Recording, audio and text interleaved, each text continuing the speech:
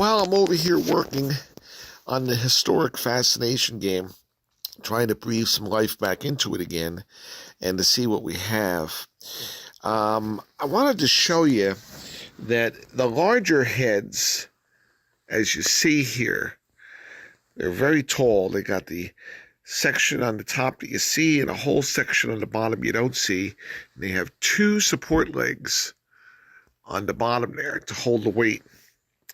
Now, the slightly newer model is wider because all the mechanisms that are on the bottom are on the back. And it has one support leg that's going right up the middle.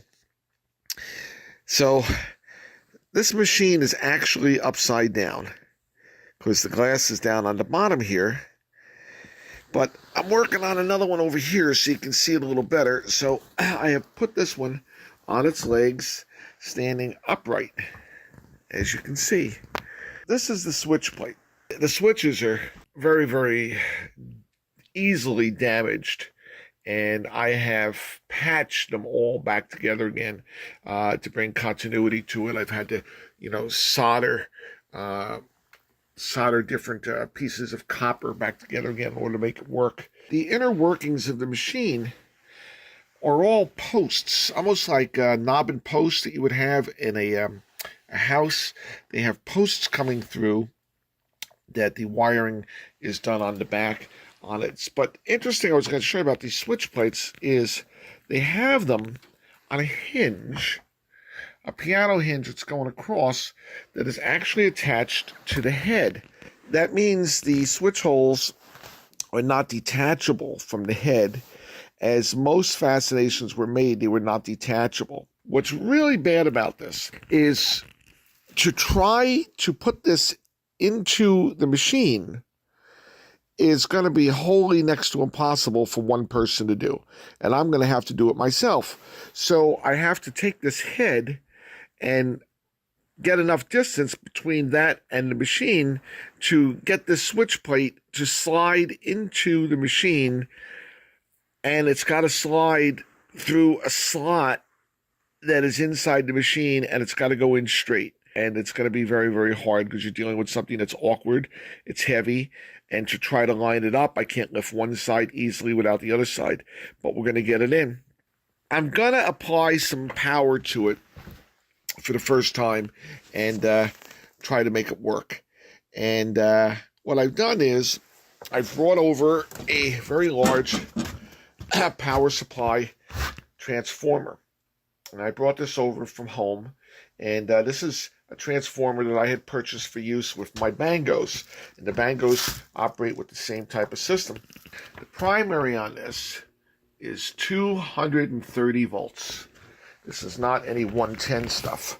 This wants 230 volts, which is really, really, a lot of power.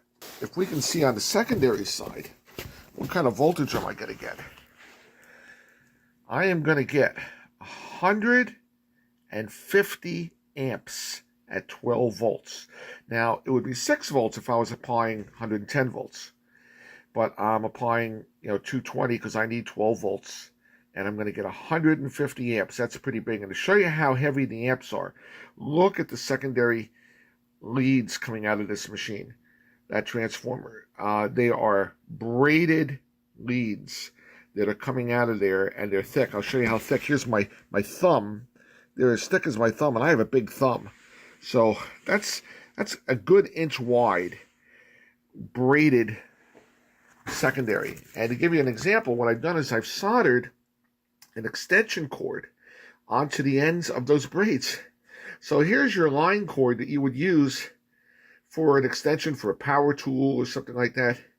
And I've soldered it to the braid, and you see how small the wires are compared to the braid on this transformer. This transformer is big. I mean, here's my hand, okay? My hand, that is one big, heavy transformer. And it cost me a lot of money. It's a little ripped off there, but I believe I paid $500 for this transformer back in the day. We need it right now to supply my power, so I've run 220 is a temporary line, and I've got it attached for my 12 volts. And I've got it attached down on the bottom to a small bus bar that is within the machine. So what I've done, I'm not using the green. I've attached it to the leg that would be the ground on the top. And I'm going to attach it here just by touching it. And if we can get power, because it's a little corroded, because I don't want to take that screw off, we should get some power to the machine. Now I got it connected. Let's see if we got any power. If I touch the center line, I should get a reaction. Okay, so there is power on my leads. So we're going to connect it here. See if we can just lay it there. These are the holes as they would appear on the machine. Your glass right above it. So if we were to register a ball through the hole, look at that. I got a light. Let's go up the line.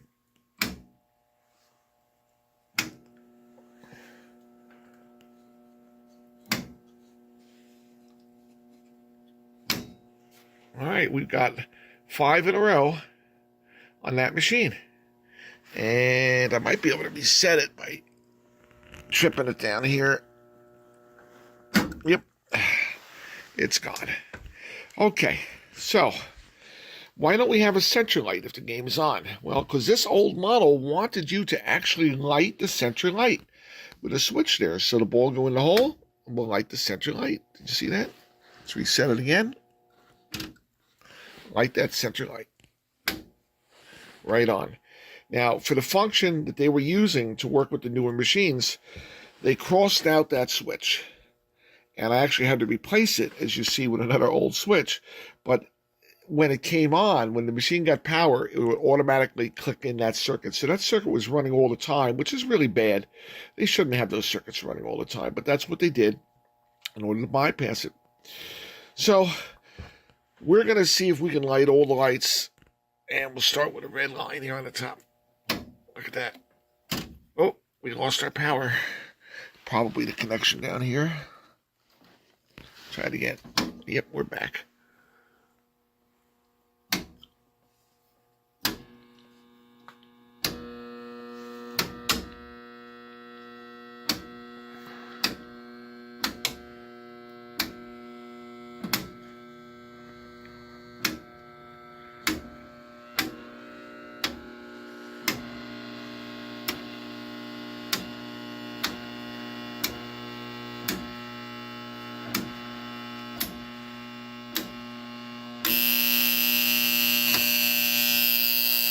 Every light is lit. You hear the circuits running. It's pretty loud. And if we open our glass, we can see all those lights are lit. They're actually pretty hot. I can actually feel the heat coming off of there.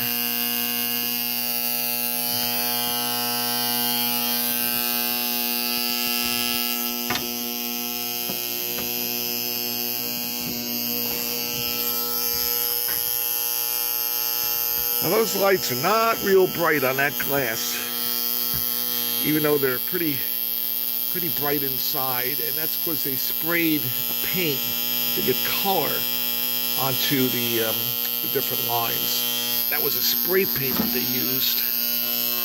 As you see, they did a light color paint, so that yellow and that red, the blue, it's taking away some of the luminous.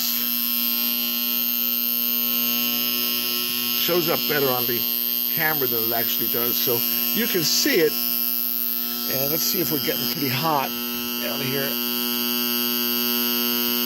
Oh, well, I pulled it off the current. So I've got this machine functioning, at least as far as lighting its lights is concerned, not as far as communications are concerned between this one and any other machine. But if we can do it, I'd like to spin it around to the back and see inside there a little bit. We have an access door down on the bottom here. Well, these old circuits, they've been around a long time in their life. And they've switched on and off a million zillion times, that's for sure. But you can see inside here, they're heavy duty. If you can see the coil, you see how they're burning a little bit. Now you see the copper. That's because the insulation is coming off the copper windings. The Bangos, they actually rolled it with cloth-covered wire, so that's never going to burn. But this back unit, which is the oldest unit, the circuits are actually wired exactly as they were in the patent diagram from 1933. And the patent was applied for in 1931. So I have to assume that these machines were made before 1931, probably 1928, 1929, and they were the first design, and this is what they drew up for the patent. You can see all the posts going through there. Very, very time-consuming work that they made, and they engineered this going down the line. A lot of circuitry. There's been a repair here, obviously. A little bit of solder holding them together. But assuming we have power, by flipping these switches, we should get some results. So let's see what happens up here. You see that? They come in with an electromechanical pull. Now, I can push it in by hand, and they'll stay in.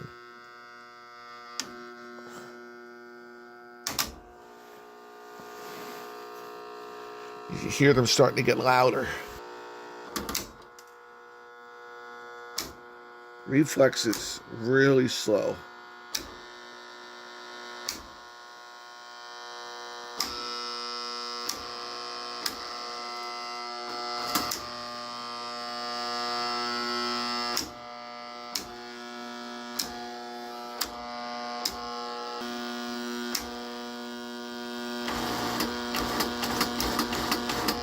Ooh, little pivot there. This wire's in the way. Yeah.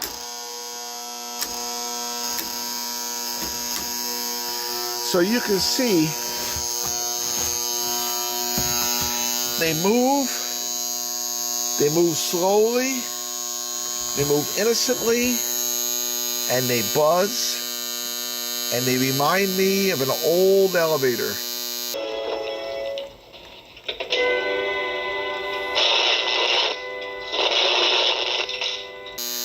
With the relays that were large, and they could handle power and switching.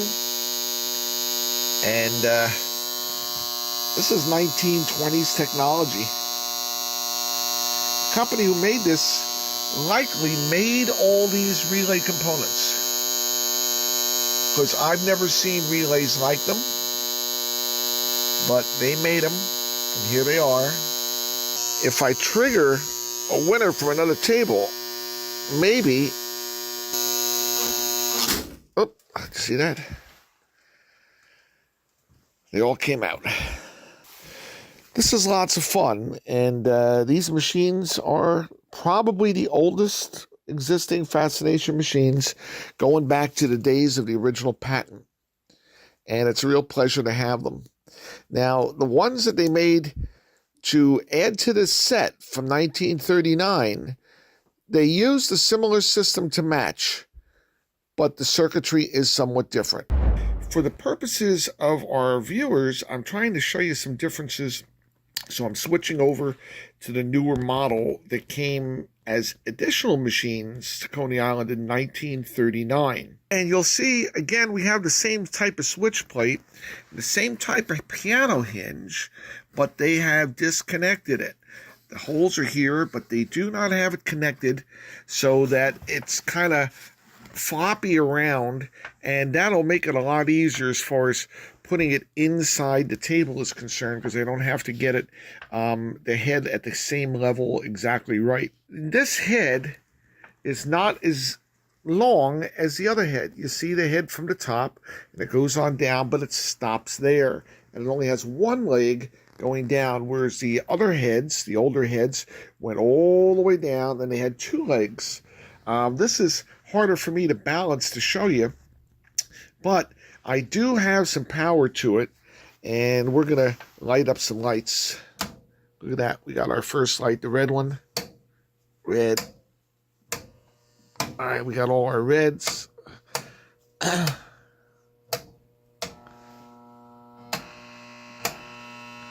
We don't have a center switch on these. Center light should be lit. It must be burnt out.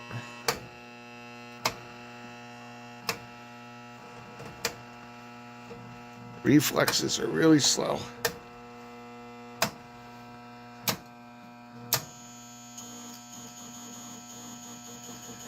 That guy doesn't want to kick in. Where is this one? So for all intent and purposes, I've got all the switches working. So we're going to show you a little bit of difference in the back here, and you'll be able to tell that these are newer. As we try to turn this around with one hand. Now, let's see why that one doesn't want to come on here. Yep, there it goes. Okay, now they've improved on their power supply system. I'm bringing power in with this extension cord. I'm getting them off the terminals. But the power coming in here is going through a very, very large fuse. Now you see the fuse over here. That's the fuse that's running this game. But it's also going through this giant fuse that is as far as an interconnect, because we don't want any back problems from any other machines feeding over. I can tell you the little fuse is rated at 30 amps.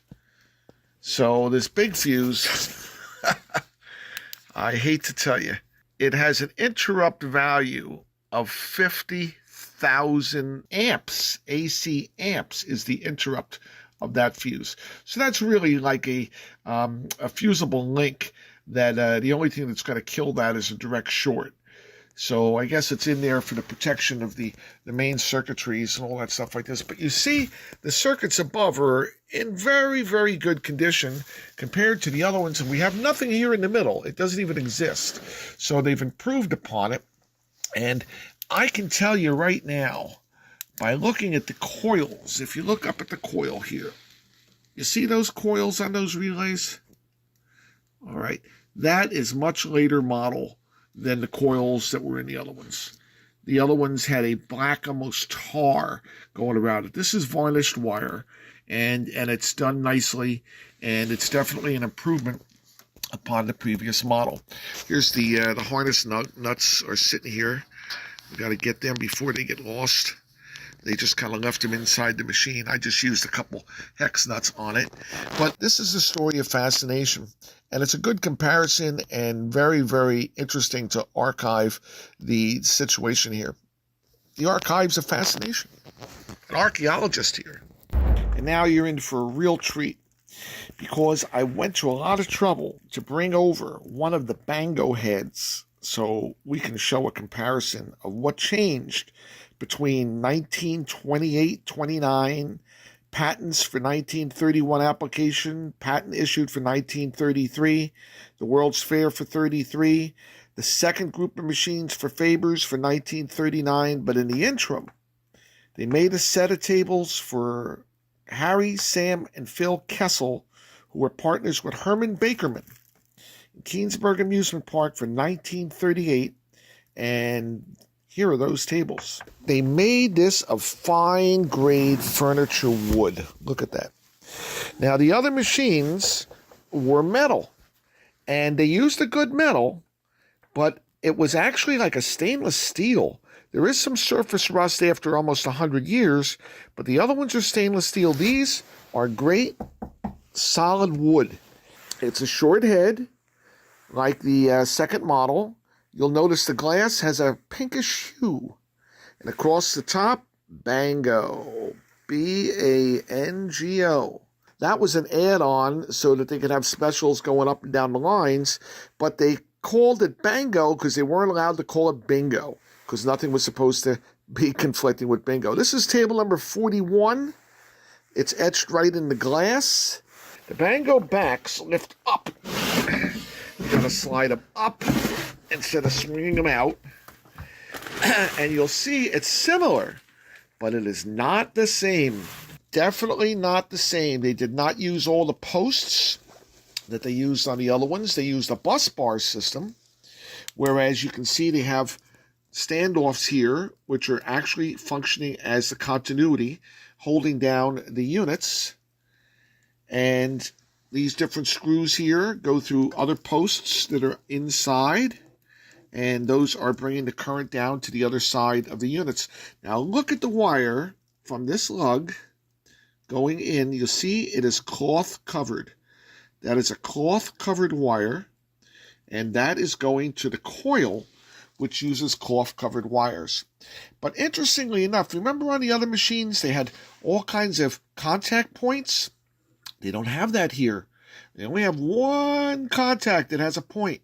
The others are just plain metal, and they're just going to rub against more metal on the top when this presses in as a relay. So they did away with a lot, making it different. Now, I'll tell you one thing I really love about the Bangos. This side piece of aluminum here that goes all the way up, which is the support structure, and the other one on the other side, those are actually the current supply for the machine. They sit in a pin down on the bottom. You see that? Each side has a pin. And you can actually lift this entire unit out, and when you lift it off the pins, it takes it out of power, because the weight pushing down on that pin onto the pivot makes the connection and brings positive on one side, negative on the other side. Isn't that amazing? And up on the top here, we have little levers where we can ease this out, and the entire unit pulls out. You can see your cloth-wrapped wires on your coils, and here's your bulbs. And very easy to change bulbs. You just tilt it back. Tilt back your panel. If I lifted this out, which I'm not going to do because the machine's not screwed to anything, but if I lifted that out, it would be disconnected completely. The bulbs in this machine use a single base, not a double base like on the others. And they use the honeycomb made of wood that they built. And look at that. It's on a standoff from springs. See that? So it presses up against the mirror in the front snugly without causing harm. Isn't that amazing engineering? And it's very heavy. Now, I'm going to try to put power on it, but I can tell you one thing. The Bangos, if you think the other machines hummed loud, wait till you hear the Bangos, boy, because the Bangos, they are the king of buzz. I have to energize these by hand because we don't have a switch plate, because the switch plate plugs in, goes out that hole, and it plugs right in. All right. That's one. Just one. Now imagine when you're lighting up more.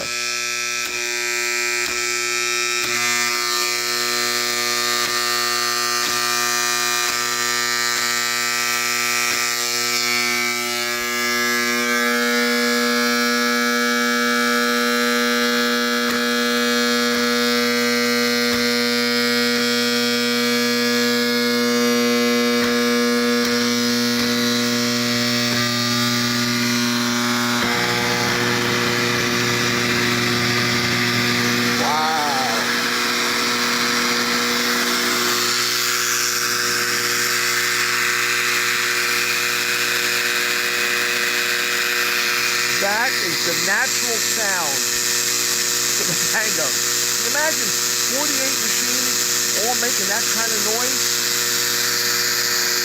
And then, when a winter would come in,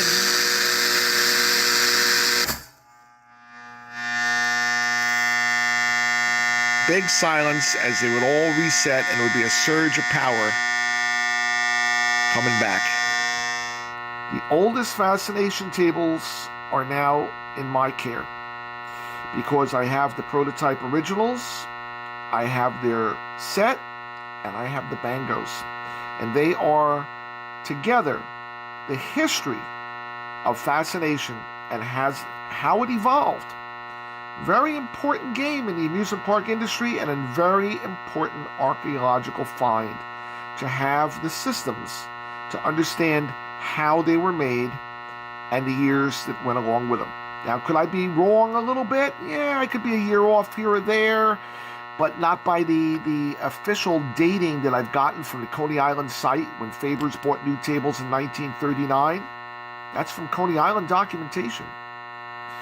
And we know when the patent was issued, and we know that those 12 tables have the plates with the address of Coney Island on the patent, but the patent was issued to John Gibbs from California, Long Beach, California. It's an amazing story, and how you can figure it out just by the circuitry and the design and understanding how the game works and different players that were involved. I really, really enjoyed this. I'm so glad I got the tables, even though the tables aren't in the best of condition that came from Hull. There's nothing I can't repair, and if I have the time and the space, I will repair them and set them up because they're historical treasures, and they need to be set up along with the Bangos and along with the tables I have from Kennywood Park from 1952 and from Dorney Park from the 60s, and from Hershey Park and Seaside, and even the tables from Wildwood. I've been in this business an awful long time. Fascination's a huge part of my life. I started playing Fascination 50 years ago when I was a kid, fell in love with the game, and I've been in the business for 46 years. Only 4 years after I was thrown out, I was 18 years old when I started in Keensburg Amusement Park with my first Fascination game. You know, I have 8 Fascination systems now. 8. Each one is 40, 50, 60 tables. 8 systems. Wow. Showing the heritage of all the evolutions over the years. All right, guys. We'll see you next time from the Main Street Randyland, the Main Street Randyland YouTube channel. Bye-bye.